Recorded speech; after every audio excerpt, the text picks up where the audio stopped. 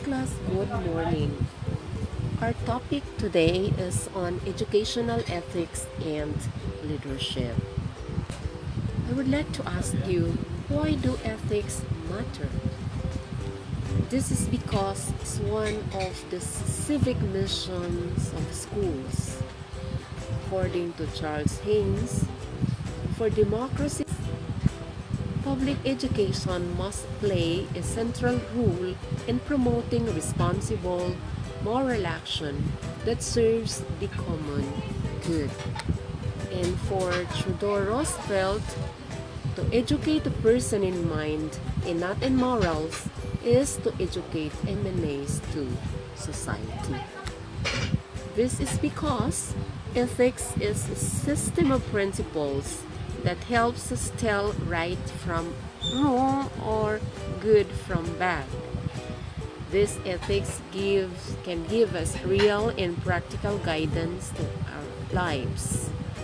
Of course, we constantly face choices that affect the quality of our lives, and that we are also aware that the choices that we make have some consequences, both for ourselves and for others. While in school, ethics really matter because it makes us more effective as leaders. And it ultimate it is ultimately about our relationships and the workplace. So no matter what definition of ethics you may examine, ethics is not primarily about standards, about rules and sanctions in isolation from the society. This is because ethics is about people and their relationships with one another. Remember, class, negative ethics equals negative business or negative workplace. Now, my next question, class, is who decides? Rosmer Kidder, in his book Shared Values for a Troubled World, Conversation with Men and Women of Conscience, published in 1994, and that of Moral Courage, published in 2005. He enumerated 5 core moral values, and this includes honesty, respect, responsibility, fairness, and compassion. So, Kidder emphasized these 5 core values. And aside from that, he also spoke about moral courage, which he said was not only about understanding the difference between right and wrong. Again, class, you are very familiar with these moral values of honesty, of being true to our words, to our deeds, and to our actions. Another is of respect, not only of your friends, of your peers, but respect to all, including those in authority and including those people around you, in, as well as decisions which are being given to us by these individuals. Next is that value of responsibility. Whatever we decide for ourselves or for those around us or for an organization, it always goes with it some sense of responsibility.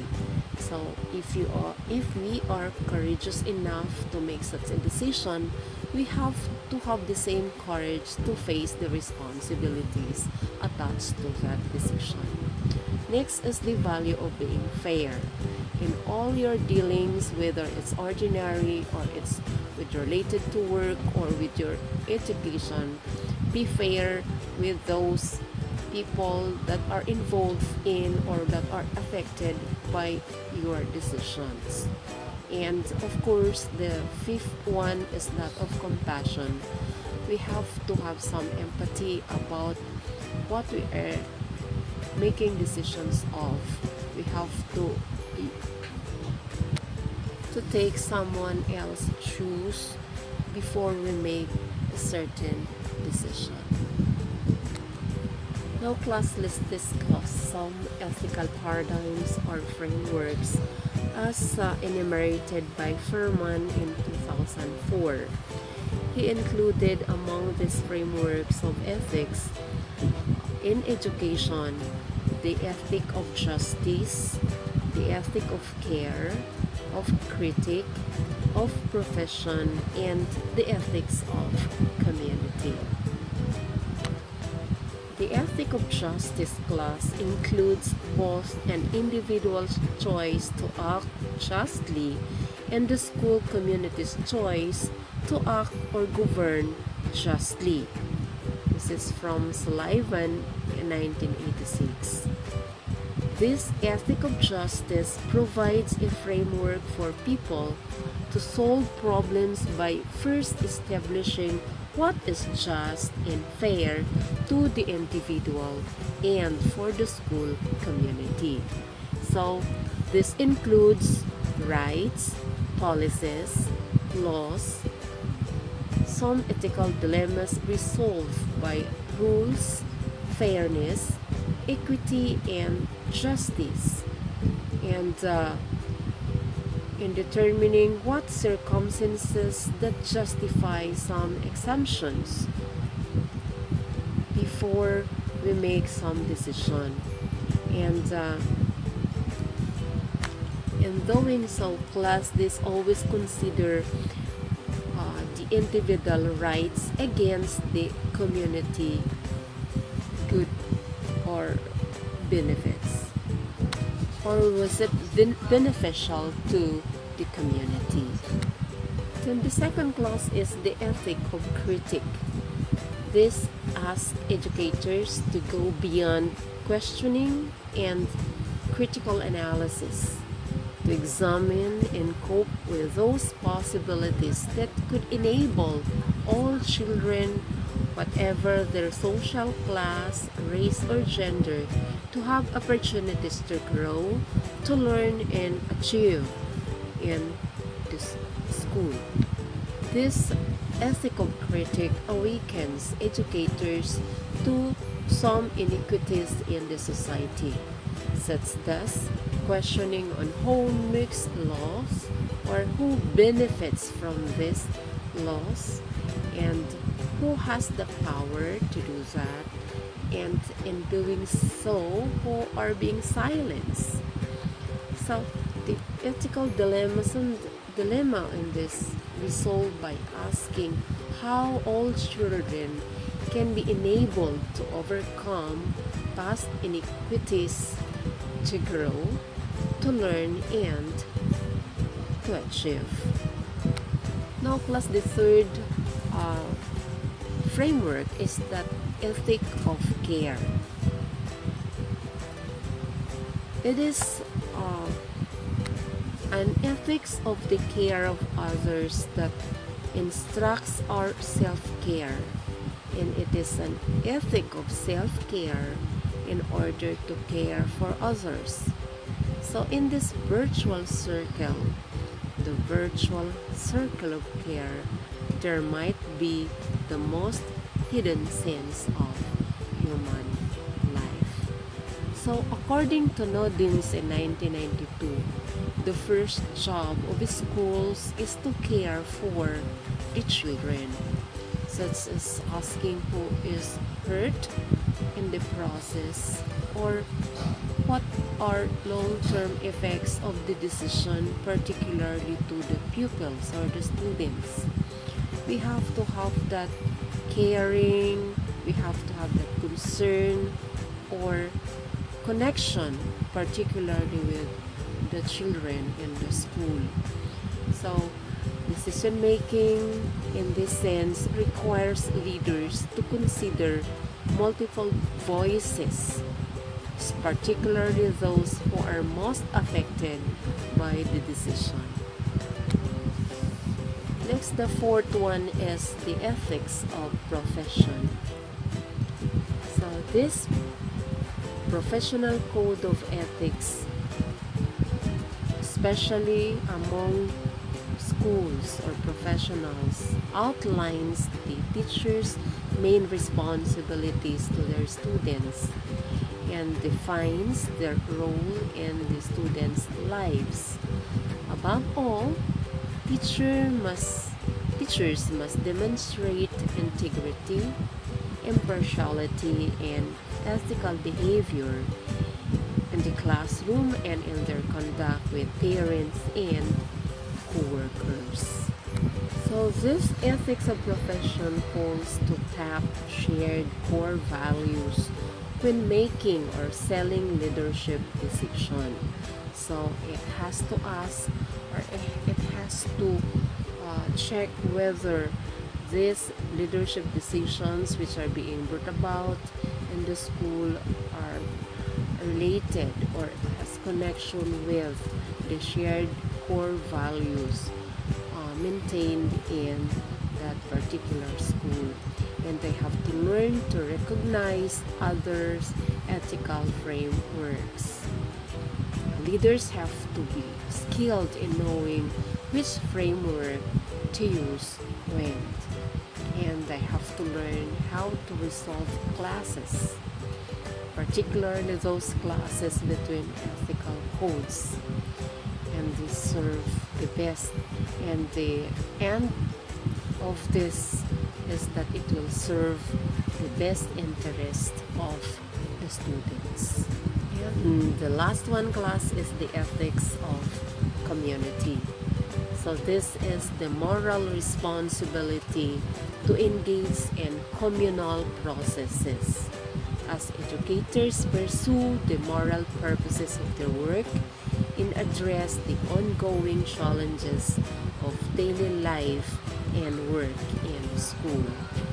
That's why schools have to have a strong positive relationship with the community they serve, especially the parents, the local governments, and other outside school stakeholders. Now, class let's define ethical education. This involves exploring different worldviews and beliefs, considering ethical dilemmas in the process of ethical decision making. Ethical education enlightens challenges and widens our perspective of the world. It encourages reflection and engagement with local and global issues. Because of this, ethical education teaches us to think of ourselves as citizens of our local and global communities with a shared responsibility for ensuring equality and human rights are extended to all people, and inspires us to act to achieve this common goal. So, in doing so, ethical education invites students and teachers to engage with issues and problems facing society and aims to develop the skills of critical thinking, discussion, and debate. So class, the following are the aims to extend and hone students' ability as far as ethical education is concerned. First, to explore local and global issues. Second, to question and investigate their own beliefs, values, and worldview and those of others. Third, to improve understanding and practice of ethical behavior and meaningful action in the face of injustice and inequality. Next is to develop empathy and intercultural awareness. And last is to hone communication, discussion, debate, and critical thinking skills. And finally, class, let's differentiate between ethics and ethical education. So, as discussed earlier, ethics is the study of moral principles. One's ethics or ethical stance refers to their standards of right and wrong, while ethical education is concerned with developing students' awareness of their ethics and ethical stance and how this has been influenced. But it also involves teaching them to consider and apply ethical lenses to different equality and justice issues and encourages students to act in an ethically responsible way in response to them. Okay, so that would be all class for this topic. And for your activity, create a personal values time capsule letter and send it to your professor for safekeeping until towards the end of the course. Second, work in a group of 3 to investigate different beliefs and views which focus on how the result of the 2021 plebiscite affects the people of Palawan. So that ends our discussion for this morning class. Please send your activity in the Google Classroom. Thank you for watching. See you in our next video.